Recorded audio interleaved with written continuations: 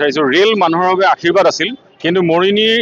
এই জংচনত যেতিয়া ৰেলৰ সংখ্যা বৃদ্ধি পাবলৈ আৰম্ভ কৰিলে এই ৰেল গেটখন আমাৰ বাবে অভিশাপস্বৰূপ হৈ পৰিছে বিভিন্ন সময়ত চিকিৎসা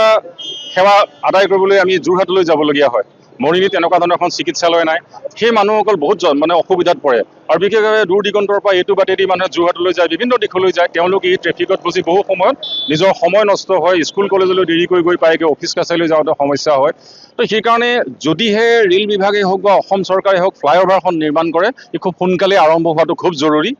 তাৰ লগে লগে কিন্তু এটা কথা খুব জৰুৰী হৈছে ফ্লাইঅভাৰ হওঁতে 2-3টা বছৰ লাগিব পাৰে সেয়া আমি জানো কিন্তু এখন চিকিৎসালয় পূৰ্ণ পৰ্যায়ৰ চিকিৎসালয় মৰিনীৰ আশে পাশে খুব প্ৰয়োজন হৈছে কাৰণ গেটখন বন্ধ থকাৰ বাবে কেইবাজন মানুহ ইয়াতেই নিজৰ প্ৰাণবায়ু এৰিবলগীয়া হৈছে 15 মিনিট পিছে পিছে ৰেল গেট বন্ধ হৈ যায় আৰু যাৰ কাৰণে আজি আপোনাৰো এজন বন্ধু মোৰো বন্ধু তেখেতৰ পিতৃ আজি অকালতে হেৰুৱাবলগীয়া হৈছে খুব দুৰ্ভাগ্যজনক কথা আৰু এটা কথা ঠিক মৰিয়নিৰ কাৰণে যেনেকৈ ফ্লাইঅভাৰৰ দৰকাৰ আমাৰ কাৰণে কিন্তু চিকিৎসালয়খন অতিকৈ জৰুৰী আৰু আজিৰ যুগৰ কথা মই কৈছোঁ এই যুগৰ পৰিৱৰ্তন যে মাননীয় মুখ্যমন্ত্ৰী হিমন্ত বিশ্ব শৰ্মাই কৈছে চিকিৎসাৰ ক্ষেত্ৰত তেখেতে যথেষ্ট কৰিছে বা বিজেপি চৰকাৰখনে যথেষ্ট কৰিছে আমাৰ মৰিয়নিত কি তেনেধৰণৰ মৰিয়নি মই নগৰৰ কথাও ক'বলৈ যোৱা নাই নগৰৰ আশে পাশে অন্তত বেছি নহয় মৰিয়নি নগৰৰ ওচৰে পাজৰে যদি এখন উন্নতমানৰ চিকিৎসালয় স্থাপন কৰিব পাৰিলেহেঁতেন তেনেহ'লে এনেধৰণৰ আচলতে